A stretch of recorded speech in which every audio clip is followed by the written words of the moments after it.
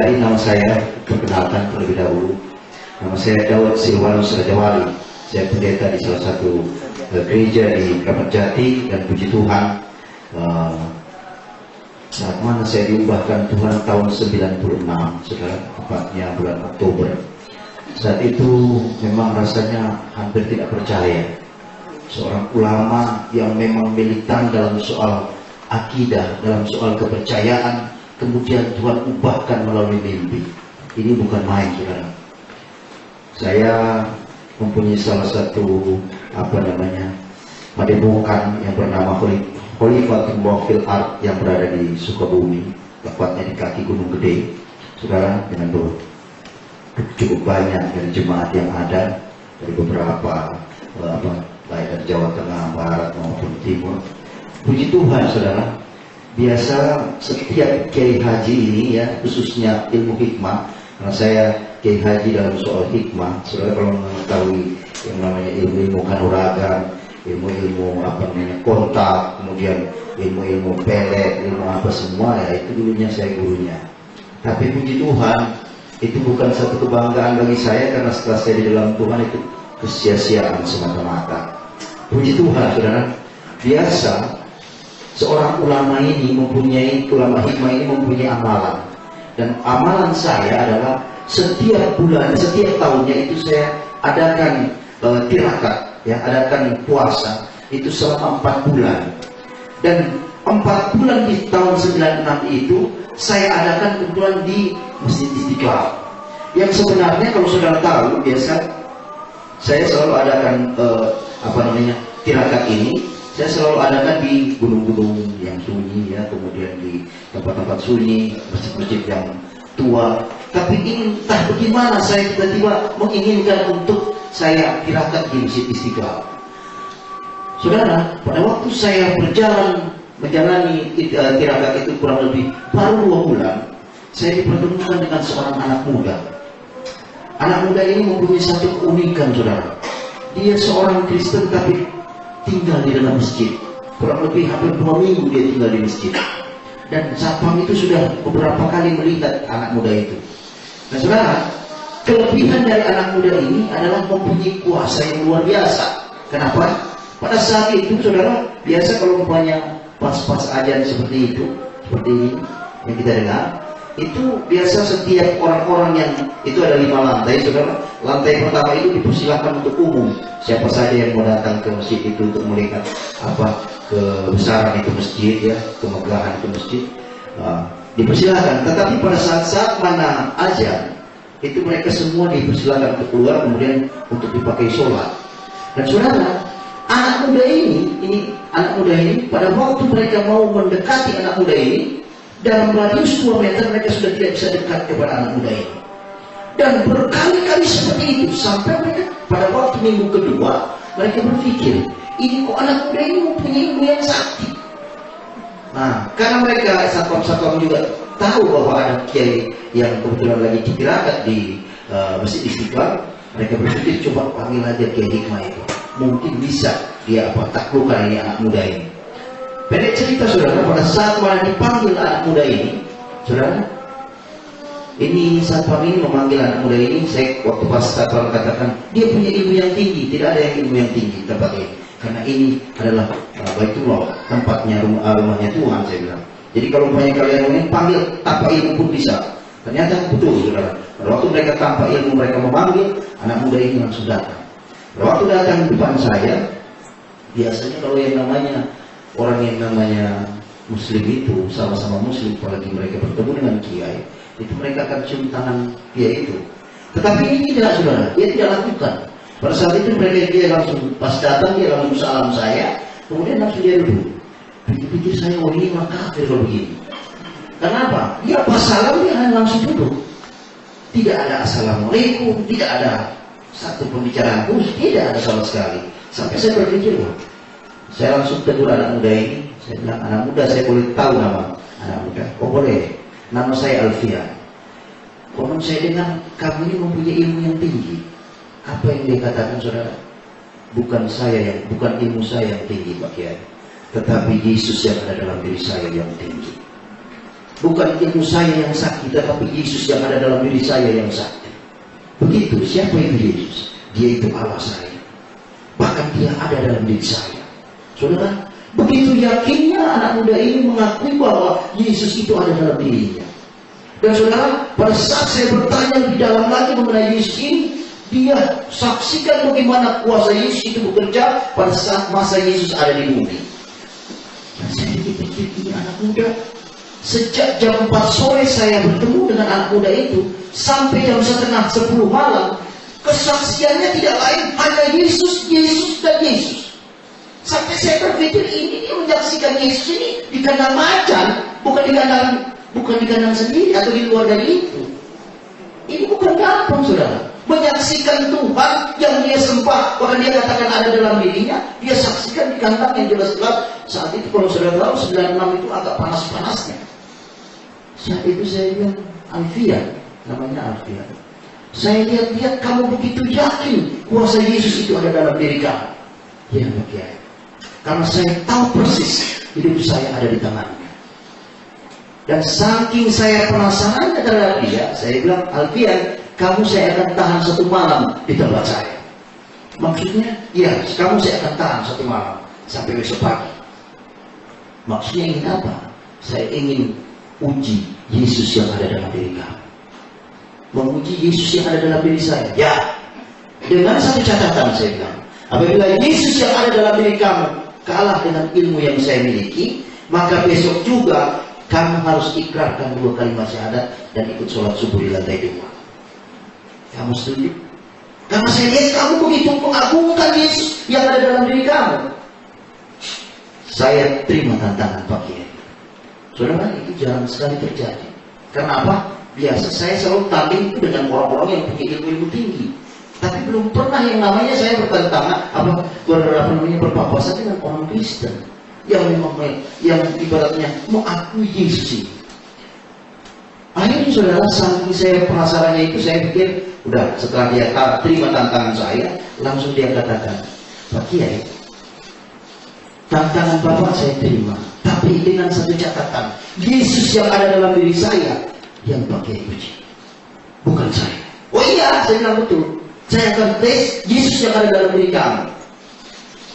Pendek cerita, akhirnya saya persilahkan si Alfian ini untuk mempersiapkan diri. Mungkin ada persiapan khusus untuk ada ritual khusus untuk mempersiapkan diri kamu untuk melawan saya. Saya bilang Yesus itu mungkin ada satu ritual khusus untuk mempersiapkan diri kamu. Saya juga akan persiapkan diri saya.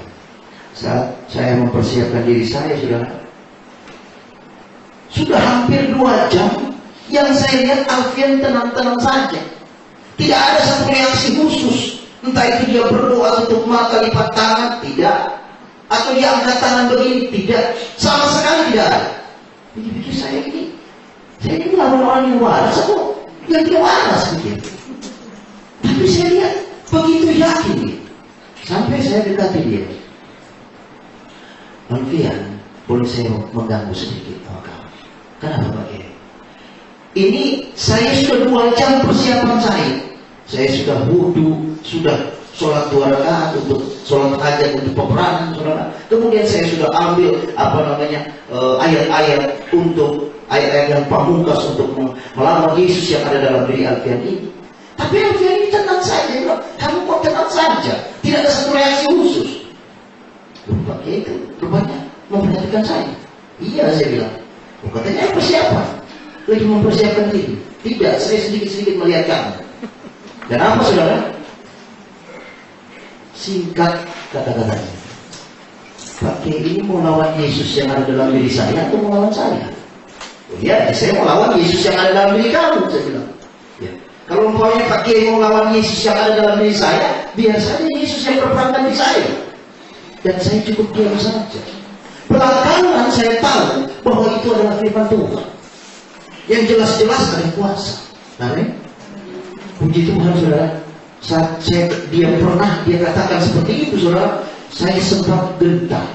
Kenapa? Sekian lama, sejak umur 15 tahun dinobatkan menjadi seorang kiai, baru kali ini saya dapatkan anak baru seumur jagung sudah bicara soal kuasa.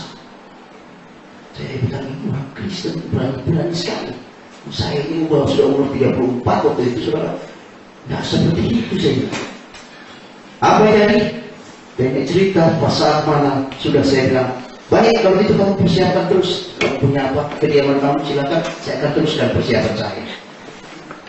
Jam 12, jam 11 selesailah persiapan saya. Saya bilang, Alfian kamu sudah siap? Sejak tadi pas pakai menantang saya, Yesus yang ada dalam diri saya sudah siap. Saudara, perkataannya sudah dari tadi saya sudah siap. Dan saya 2 jam, hampir 3 jam lebih itu untuk persiapan saya. Dia hanya cukup bilang katakan sejak pertama kali sudah saya apa? Siap. Dan apa jadi saudara? Saya bilang begini, Alfian, kalau kamu sudah siap, saya juga sudah siap. Mungkin ada permintaan kamu atau syarat tertentu untuk pertandingan ini. Ada, Pak Kiai. Apa itu? Pak Kiai katakan bahwa kalau umpamanya Yesus yang ada dalam diri saya kalah dengan ini yang ada dalam diri Pak Kiai, besok juga saya harus apa? Saya harus ucapkan 2 kalimat syahadat dan saya harus sholat subuh bersama Pak Kiai di lantai 2. Iya. Lalu saya minta sebaliknya. Maksudnya? Ya sebaliknya. Apabila Yesus yang ada dalam diri saya menang atas ilmu yang ada dalam diri Pak Kiai, maka besok juga Pak Kiai harus kenal Yesus secara pribadi. Saudara, ini perkataan tantangan kecil tapi tajam. Dan puji Tuhan, saya katakan baik. Kalau kamu itu yang mau kamu, saya bilang saya akan siapkan diri kamu. Pada waktu saya sudah tenang begitu, saudara, saya sempat sedikit berbicara dengan jin yang kurang lebih 5.000 jin yang saya pelihara. Saya panggil dia punya panglima ini, saya tanya, ini jin bagaimana mau menghadapi ini si Alfian ini? Apa jin itu bilang? Itu dia lagi merem saja, orang-orang sudah keok. Apalagi dia melek, lalu gimana? Suruh dia tidur. Pak Kiai juga silakan tidur. Biar kami yang mantap Yesus yang ada dalam dirinya. Saya langsung pikir-pikir, apa bisa dia mau menolak? Jangan-jangan. Dia bilang, katakan saja itu syaratnya. Saya langsung dekati dia, Alfian, aturan pertandingan ini ada. Kamu harus tidur, saya juga harus tidur. Dan Yesus yang ada dalam diri kamu dan ilmu yang saya miliki itu yang akan berperang. Baik. Beda cerita setengah jam 11 tepat kami tidur. Pada waktu kami tidur, saudara, biasa saya ini sejak umur 15 tahun itu jam-jam 3 itu selalu saya bangun untuk sholat tahajud dalam rangka untuk mempertajam ilmu saya. Tapi ini belum jam 3 pagi, saudara, baru jam 2.30. Di antara setengah sadar dan setengah bermimpi saya menyanyikan satu lagu. Untuk seorang kiai hikmah, saudara, jangankan sampai menyanyi. Itu yang namanya bersiul saja sudah haram hukumnya. Apalagi yang sampai menari-nari kayak tadi, tidak bisa. Tapi apa saudara? Lagunya belum pernah saya dengar. Tapi inilah gerakan Roh Kudus yang mulai bekerja. Dan ini merupakan mujizat pertama yang saya terima. Saat itu saya menyanyikan lagu, saudara tahu lagunya? Allah kuasa melakukan segala perkara, Aku Maha Kuasa, Ya ciptakan seisi dunia, atur segala masa, Aku Maha Kuasa. Saya nyanyikan lagu itu, begitu luar biasa damai sejahtera yang masuk dalam diri saya. Saat itu saya menikmati seperti ada kekayaan yang luar biasa di dalam hati saya. Dan saudara perlu tahu nih, umumnya kiai hikmah ini jarang sekali ada damai sejahtera dalam hatinya. Kenapa? Karena mereka perlu punya ilmu perang. Kalau saudara lihat di balik yang namanya Ambon, di balik yang namanya Poso, itu semuanya di baliknya adalah kiai. Kenapa saya katakan demikian? Karena ilmu-ilmunya itu dikasih oleh kiai. Saudara, jadi tidak ada damai sejahtera di mana ada musuhnya, harus perang dan perang. Jadi tidak ada satupun ada damai sejahtera. Makanya kehadiran damai sejahtera dalam diri saya membuat saya terkejut. Pada waktu saya terbangun, astagfirullahaladzim, ini apa dalam diri saya yang terjadi dalam diri saya? Pada saat saya sempat mentara berkumur untuk mengeluarkan roh damai sejahtera yang ada dalam diri saya mau keluarkan dengan mantra apapun, tetap tidak bisa. Sampai saya terbangun, Alfian yang ada di samping saya pada saat bergumul, dia terbangun. Waktu dia terbangun dengan senyum, dia katakan, "Selamat Pak Kiai. Ternyata Yesus yang ada dalam diri saya ada juga dalam diri Pak Kiai." Saat mana dia katakan demikian, saudara, saya sempat tertegun. Saya tanya pada dia, "Kok misalnya kamu tahu?" Saya sempat dengar Pak Kiai ini menyanyi, dan saya tahu persis lagu yang Pak Kiai nyanyikan itu lagu yang biasa dipakai oleh Nasrani, orang-orang Kristen, orang-orang yang percaya kepada Yesus. Saya katakan, dia itu yang saya rasakan. Percaya Pak Kiai, satu saat Pak Kiai akan dipakai oleh Tuhan. Saudara, gengsi saya ini nggak mau nggak mau hilang. Saya bilang, ini sejak umur 15 tahun jadi kiai, mengepalai sekian ratus jemaat, kok bisa-bisanya ditakutkan oleh seorang anak yang baru kemarin sore. Jadi pikir itu terlalu. Tapi puji Tuhan, saudara, mujizat pertama tidak mempan, mujizat kedua Tuhan kasih. Tepat setengah 5 pagi pada saat itu, saya langsung ngomong. Saya langsung katakan, "Alfian, ini kebetulan sudah sholat ajan subuh. Saya akan sholat subuh di lantai 2. Kamu mau ikut atau enggak? Kita sama-sama sholat subuh." "Oh tidak Pak Kiai, saya akan tetap di sini bersama Yesus." Baik, saya pergi. Waktu saya sampai di lantai 2, saudara, mujizat yang luar biasa ini yang saya terima. Biasa saudara, kalau kami sholat subuh itu 2 rakaat, itu kami suka duduk. Pada waktu duduk kami membacakan at-tahiyat itu, membacakan juga syahadat. Pada waktu saya mengucapkan 2 kalimat syahadat ini yang belum pernah saya biasanya lakukan sejak saya kecil sampai saya umur 34 itu tidak pernah sama, saudara. Saya selalu ucapkan benar, tapi ini lain daripada lain syahadatnya. Ucapan saya, asyhadu la ilaha illallah wa Isa ruhullah. Aku bersaksi bahwa tidak Tuhan selain Allah. Isa adalah rohnya Allah. Saya berulang-ulang kali memuji itu, tetap tidak bisa.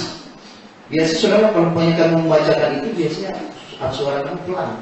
Jadi jemaat yang kurang lebih sekitar 800 itu tidak dengar apa yang kita ucapkan. Tapi mereka sangat gelisah. Kenapa? Lama amat nih Pak Kiai salah. Saya berulang-ulang kali untuk ucapan itu, tetap tidak bisa. Akhirnya saya katakan, la haula wala quwata illa billah. Tidak ada pertolongan, tidak ada daya dan upayaku selain pertolongan Dia. Kalau Engkau Isa adalah Tuhan Juru Selamatku, kalau Engkau adalah Allah sendiri, maka mulai saat ini aku iman bahwa Engkau adalah Yesus, bukan Engkau saja. Itu terjadi tanggal 10 Oktober tahun 96. Saudara, komitmen yang saya ucapkan itu membuat hati saya luar biasa, saudara. Rasanya seperti dibuka. Dan anehnya, jin yang biasa akrab dengan saya itu lari nggak tahu kemana sampai sekarang. Mau dipanggil udah nggak ada. Mata saya yang biasa bisa melihat mereka sekarang sudah tidak bisa. Puji Tuhan. Inilah mujizatnya Tuhan. Dan mulai saat itu saya langsung turun ke bawah. Ini pada waktu saya sudah ucapkan baca doa, kemudian saya salaman dengan jemaat, saya turun ke bawah dengan merenungkan. Ternyata Yesus sudah ada dalam diri saya. Saya turun langsung saya temui Alfian. Pikir saya Alfian sudah jebol kaca kabur. Ternyata tidak. Dia masih tetap tenang. Alfian, kamu masih tetap tenang di tempat. Ya Pak, saya ada bersama dengan Yesus. Ternyata Yesus yang kamu katakan dari kemarin itu, Dia adalah Allah sendiri. Dari kemarin juga saya bilang mau Pak Kiai, kenapa Pak Kiai nggak percaya? Ya inilah waktunya Tuhan saya. Ini waktunya Tuhan. Baik. Dan saya tanya, menurut di dalam kepercayaan kami dalam hadis bahwa Islam itu terbagi atas 77 golongan. Dan Islam itu terbagi atas 73 golongan, sementara Nasrani dan Yahudi terbagi atas 77 golongan. Saya bilang, ini dari 77 golongan ini kan hanya yang benar satu. Saya bilang, golongan mana yang benar? Apa dia katakan? Inilah penyakit orang Kristen sekarang. Mereka memakai baju yang indah-indah datang ke gereja. Kemudian mereka katakan, kamilah yang terbaik. Mereka itu tidak baik. Itulah masalah golongan sekarang. Makanya Kristen pada saat itu sedang sakit. Saya bilang, lalu saya harus bagaimana?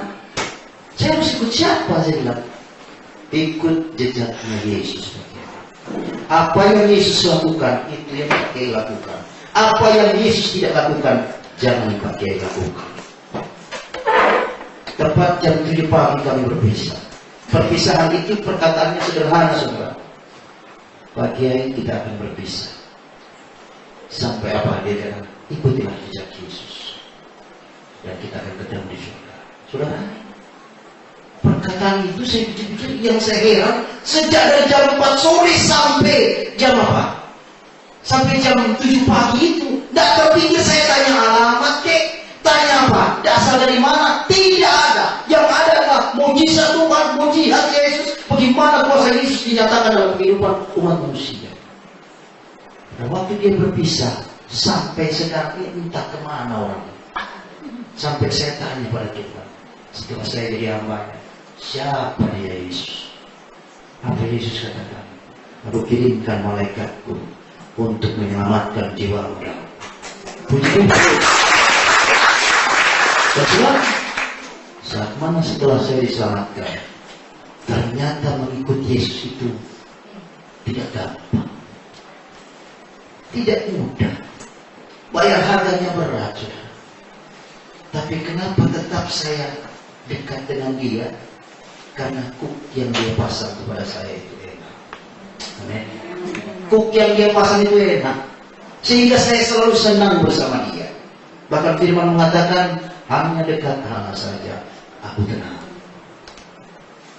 Baru-baru tadi terjadi lagi, saudara. Saya dapat ujian yang berat sekali. Istri saya sekarang ini jam 6 sore tadi akan dioperasi. Tapi saya pikir, saya bilang pada istri saya, ingat, saya ini hamba Tuhan. Saya harus melayani Tuhan di mana dia suka. Dan saya tidak bisa perhatikan masalah kesehatan. Kalau banyak masalah sakit, biar mama bergumul dengan Tuhan. Saya tinggalkan waktu itu. Dokter semua bingung, ini kok orang selagi istri lagi mau dioperasi, saya cukup tanda tangan, saya pergi. Tapi apa yang terjadi? Baru saya duduk berbincang mengenai kebenaran firman Tuhan bersama dengan tuan rumah, bel berbunyi. Telepon itu mengatakan, ternyata apa? Operasi itu dibatalkan karena sudah sehat. Indah kalau kita bertemu dengan Yesus. Indah kalau kita mengenal Yesus dengan sungguh-sungguh. Kenapa sekarang ini Pak Yontan Kedari berbondong-bondong mau datang kenal Yesus? Karena apa? Tidak ada yang sampai kepada Bapa tanpa melalui Yesus. Alangkah sedihnya kalau saudara sudah kenal Yesus, tetapi centang berenang, tidak tahu kuasa Tuhan itu ada apa enggak. Tidak tahu mau bekerja atau enggak. Padahal sejak engkau menerima kasih Yesus, maka engkau harus berbuah. Amin. Amin. Peka hatimu terhadap teriakan-teriakan apa? Roh yang sekarang ini berkata, tolongkah. Mungkin saudara pikir, oh itu hamba Tuhan punya pekerjaan. Bukan saya. Dengan salah. Sejak engkau mengakui Yesus itu Tuhan, engkau sudah menjadi hambanya. Dan engkau harus berdoa. Minimal doa. Karena doa orang benar padaku besar sekali kuasanya. Saya ini salah satunya korban dari doa orang benar. Amin. Puji Tuhan. Tuhan berkati.